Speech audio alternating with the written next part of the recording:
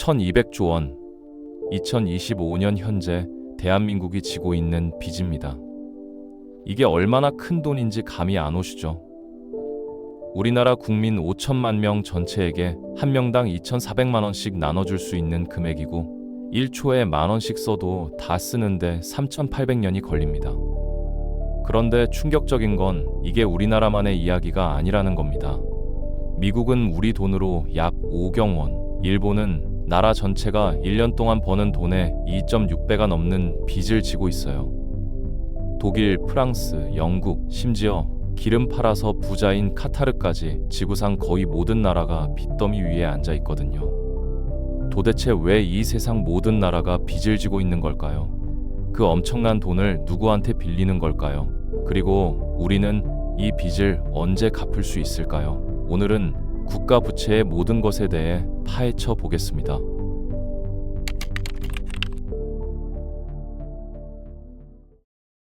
먼저 국가 부채가 뭔지부터 짚고 넘어갈게요. 쉽게 말해서 정부가 진 빚의 총합입니다. 우리가 은행에서 돈 빌리는 것처럼 정부도 돈이 부족하면 빌려요. 다른 점이 있다면 정부는 한 곳에서만 빌리지 않고 여러 곳에서 동시에 빌린다는 거죠. 다른 나라 정부한테 빌리기도 하고 큰 은행한테 빌리기도 하고 심지어 우리 국민한테 빌리기도 합니다. 여기서 중요한 건 국가 부채는 중앙정부 빚만 말한다는 점이에요.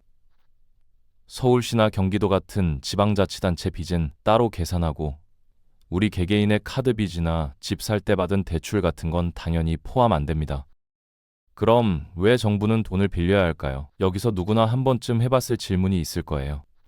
정부가 돈이 필요하면 그냥 찍어내면 되지 않느냐는 거죠. 결론부터 말하면 그렇게 하면 나라 경제가 망합니다. 만약 우리나라가 돈을 마음대로 찍어내기 시작하면 시중에 돈이 넘쳐나게 되고 돈의 가치가 뚝 떨어지면서 물가가 하늘 높은 줄 모르고 치솟게 되거든요. 실제로 이런 일을 겪은 나라들이 있어요. 베네수엘라랑 짐바브웨가 이 방법을 썼다가 돈이 휴지 조각이 되어버렸습니다. 짐바브웨는 한때 100조짜리 지폐를 만들었는데 그 돈으로 달걀 3개도 못 사는 상황이 벌어졌었죠. 반면 빚을 지면 이자를 갚아야 하니까 정부가 돈을 함부로 쓸 수 없게 됩니다. 빌린 돈은 갚아야 하니까 자연스럽게 조심하게 되는 거예요. 그럼 정부가 빚을 지는 이유들을 하나씩 살펴볼게요. 가장 흔한 이유는 돈이 모자라서입니다. 정부 수입은 대부분 세금인데 세금만으로는 쓸 돈을 다 감당하지 못하는 경우가 많거든요. 예를 들어 세금으로 300조 원을 걷었는데 교육, 병원, 군대, 복지에 400조 원이 필요하다면 100조 원이 부족합니다. 이걸 메우려면 방법이 3개밖에 없어요. 쓰는 돈을 줄이거나 세금을 올리거나 돈을 빌리거나. 쓰는 돈을 줄이면 나라 서비스 질이 떨어지고 세금을 올리면 국민들이 싫어하죠. 결국 가장 현실적인 방법이 돈을 빌리는 겁니다. 우리나라가 최근에 딱 그런 상황을 겪었어요. 2023년이랑 2024년에 세금이 예상보다 훨씬 덜 거쳤는데 2024년에만 30조 원 넘게 부족했습니다. 이 빈자리를 메우려고 빚을 늘릴 수밖에 없었죠. 빚이 항상 나쁜 건 아닙니다. 오히려 빚을 잘 쓰면 나라가 더 빨리 잘 살게 될 수 있거든요. 우리나라가 1960년대부터 1990년대까지 엄청나게 빠르게 성장할 수 있었던 것도 정부가 과감하게 빚을 내서 투자했기 때문입니다. 고속도로, 항구, 공장, 이런 것들이 전부 빚으로 지어진 거예요. 당시에 빚을 안 지겠다고 버텼다면 이런 시설들을 짓기 위해 수십 년을 모아야 했을 거예요. 그 사이에 국민들은 엉망인 도로에서 고생했겠죠. 하지만 정부가 돈을 빌려서 바로 도로랑 학교랑 병원을 지으니까 국민들 삶이 금방 좋아졌습니다. 더 중요한 건 이런 투자 덕분에 경제가 커졌다는 점이에요. 경제가 커지니까 세금도 더 많이 거쳤고 그 세금으로 빚을 갚을 수 있었죠. 이게 바로 빚을 똑똑하게 쓰는 방법입니다. 위기 상황에서는 빚을 지는 것 말고는 방법이 없을 때도 있습니다. 전쟁이 나거나 큰 재난이 터지거나 전염병이 퍼지면 정부는 바로 대응해야 하거든요. 2020년 코로나가 터졌을 때 기억나시죠? 우리나라도 그때 여러 번 예산을 추가로 짜면서 빚이 확 늘었어요. 2019년에 728조 원이던 빚이 2022년에는 1067조 원으로 3년 만에 340조 원 가까이 늘었습니다.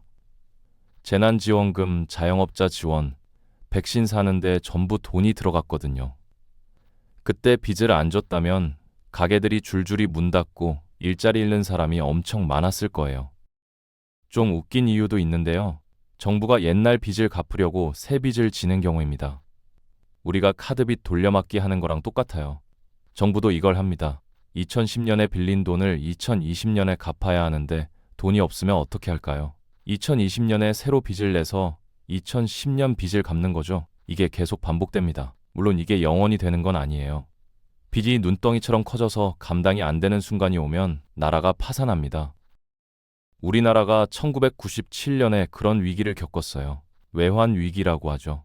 그때 달러가 바닥나면서 빚을 갚을 수가 없게 됐습니다. 가지고 있는 달러가 39억 달러였는데 갚아야 할 빚이 250억 달러가 넘었어요. 가진 돈보다 갚을 돈이 훨씬 많으니 거의 파산 직전이었던 거죠. 2022년에는 스리랑카가 똑같은 일을 겪었습니다. 빚을 갚을 돈이 없어서 우리 돈 못 갚겠습니다 라고 선언했고 그 결과 나라 전체가 난리가 났어요. 시위가 일어나고 대통령이 해외로 도망가고 정부가 무너졌습니다. 이제 진짜 궁금한 부분으로 넘어가 볼게요. 수천조 원을 빌린다는데 도대체 그 많은 돈을 누가 빌려주는 걸까요? 정부는 크게 세 곳에서 돈을 빌립니다.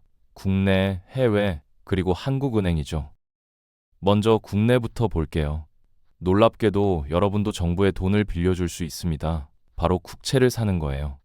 국채는 정부가 만드는 일종의 차용증인데 여러분이 국채를 사면 정부에 돈을 빌려주는 거고 나중에 원금이랑 이자를 돌려받게 됩니다. 우리나라도 2024년부터 일반인도 살 수 있는 국채를 팔기 시작했어요. 10년이나 20년짜리 국채를 사면 매년 이자를 받고 만기가 되면 원금을 돌려받는 구조입니다. 개인뿐 아니라 은행, 보험사, 국민연금 같은 큰 기관들도 국채를 삽니다. 국채는 안전한 투자처로 여겨지거든요. 정부가 망하지 않는 한 원금을 못 돌려받을 일이 없으니까요. 여러분이 내는 국민연금도 상당 부분이 국채에 투자되어 있습니다. 우리나라 국채의 약 85% 이상을 이렇게 국내 기관이랑 개인이 가지고 있어요. 재밌는 건 정부 기관끼리도 돈을 빌려준다는 거예요. 국민연금이나 공무원연금 같은 곳에서 여윳돈을 국채에 투자하거든요. 정부가 정부한테 빚을 지는 셈인데 이게 전체 나라 빚의 상당 부분을 차지합니다. 외국에서도 돈이 들어옵니다. 외국 정부나 외국 은행들이 한국 국채를 사는 거죠. 최근에 한국 국채를 사는 외국인이 엄청 늘었는데 2025년 7월 기준으로 외국인이 가진 한국 국채가 270조 원이 넘어요. 왜 외국인들이 한국 국채를 살까요? 한국 경제가 안정적이고 이자도 괜찮고 2025년에 세계적인 채권 목록에 한국이 들어가면서 자동으로 돈이 들어오게 됐거든요. 이게 좋기만 한 건 아니에요. 외국인 투자가 늘면 돈 빌리기는 쉬워지지만 외국인들이 갑자기 돈을 빼가면 시장이 흔들릴 수 있거든요. 1997년 외환위기 때 딱 그런 일이 벌어졌어요. 외국 돈이 갑자기 빠져나가면서 달러가 바닥나고 나라가 휘청거렸죠. 다행히 지금은 국내 투자자 비중이 높아서 그런 위험이 상대적으로 적습니다. 경제가 불안한 나라는 상황이 다릅니다. 외국 투자자들이 그 나라가 빚을 갚을 수 있을지 믿지 못하니까요.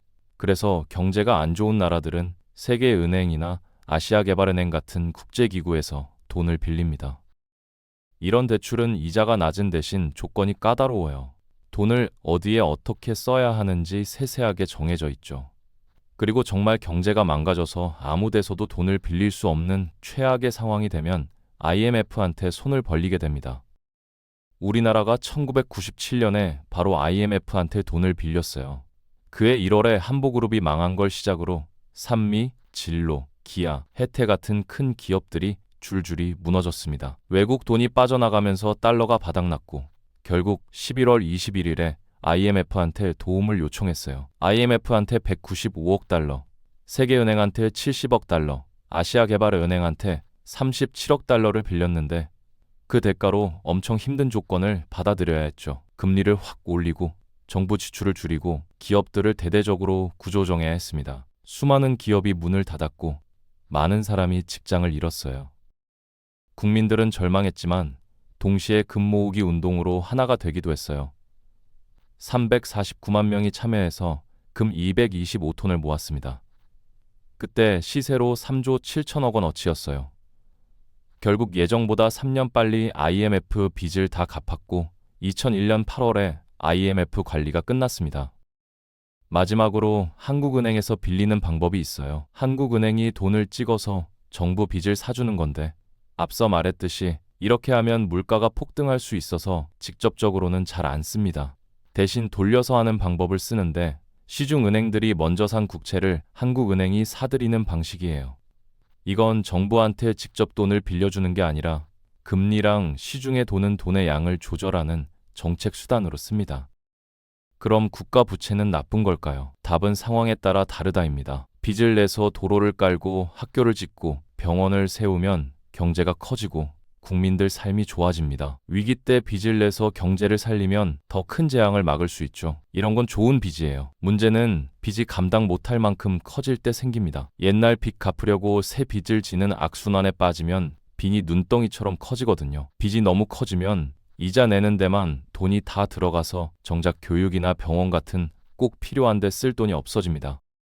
투자자들이 이 나라 빚 못 갚겠는데 라고 생각하기 시작하면 더 큰 문제가 생겨요.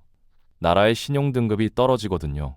우리가 은행에서 신용점수 매기듯이 나라도 신용등급이 있습니다. 무디스, S&P, 피치 같은 국제 신용평가 회사들이 각 나라 경제 상황을 분석해서 등급을 매기는데 이 등급이 떨어지면 돈 빌리기가 어려워지고 빌리더라도 이자가 훨씬 높아져요.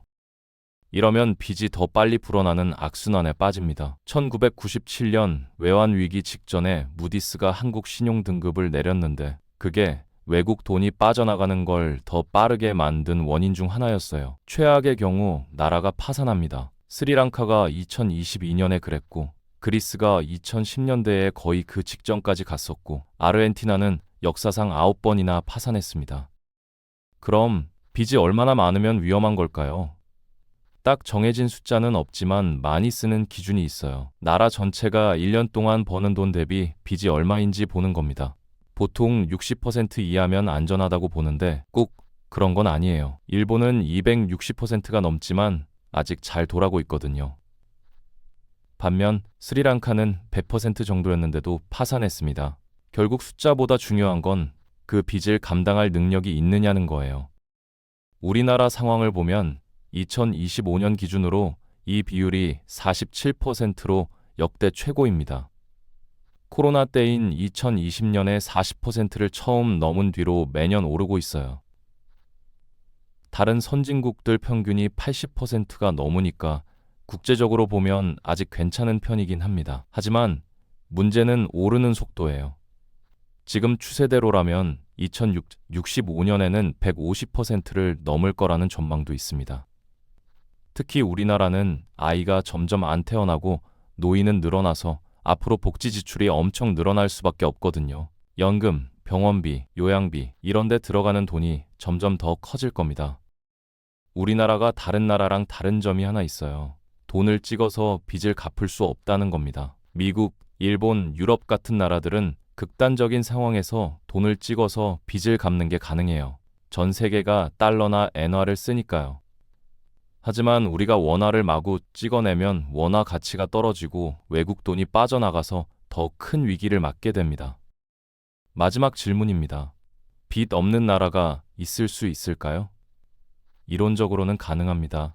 하지만 현실에서 빚이 하나도 없는 나라는 없어요. 가장 가까운 예가 마카오인데 카지노에서 나오는 돈이 어마어마해서 빚을 질 필요가 없거든요. 하지만 마카오는 나라가 아니라 중국의 일부고 인구 70만 명에 면적이 서울 절반도 안 되는 작은 도시예요. 우리나라가 마카오처럼 할 수는 없습니다. 사실 대부분의 나라는 빚이 없는 상태를 원하지도 않아요. 빚을 완전히 없애려면 쓰는 돈을 엄청 줄이거나 세금을 크게 올려야 하는데 둘 다 경제 성장을 막고 국민들이 반발하거든요. 더 중요한 이유도 있어요. 정부 빚이 없으면 국채도 없어지는데 이게 문제예요. 국채는 세상에서 가장 안전한 투자처로 여겨지거든요.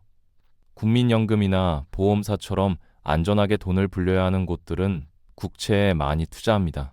여러분 국민연금도 상당 부분 국채에 들어가 있어요. 만약 국채가 사라지면 이런 곳들은 더 위험한 데 투자해야 하고 여러분 노후 자금도 불안해지는 거예요.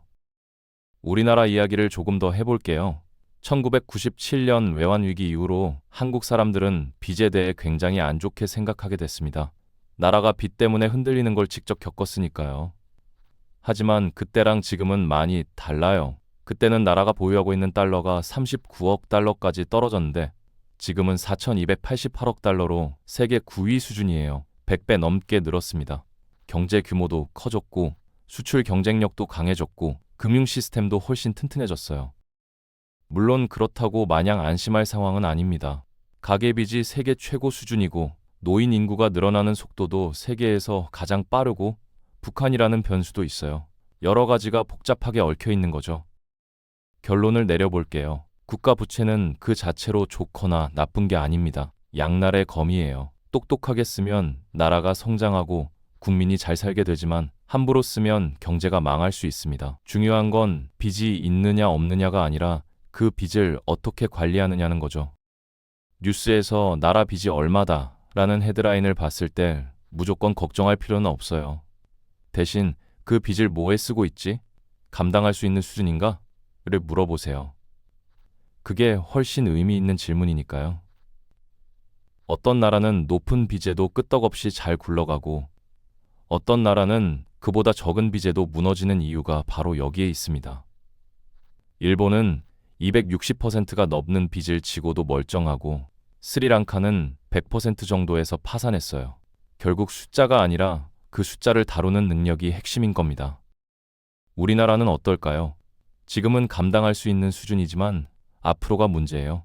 아이는 안 태어나고 노인은 늘어나서 복지 지출은 폭발할 건데 경제 성장은 느려지고 있거든요. 세금은 적게 거치는데 쓸 돈은 많아지는 구조예요. 이걸 어떻게 풀지가 앞으로 수십 년간 우리나라 경제의 가장 큰 숙제가 될 겁니다. 빚을 더 질 건지, 세금을 올릴 건지, 복지를 줄일 건지, 아니면 경제를 더 빠르게 키울 방법을 찾을 건지 쉬운 답은 없습니다. 하지만 1997년 외환위기를 극복했던 저력 349만 명이 금을 들고 나섰던 그 힘이 있다면 이번에도 해낼 수 있지 않을까요? 결국 나라의 빚도 나라의 미래도 국민 한 사람 한 사람의 선택에 달려 있는 거니까요.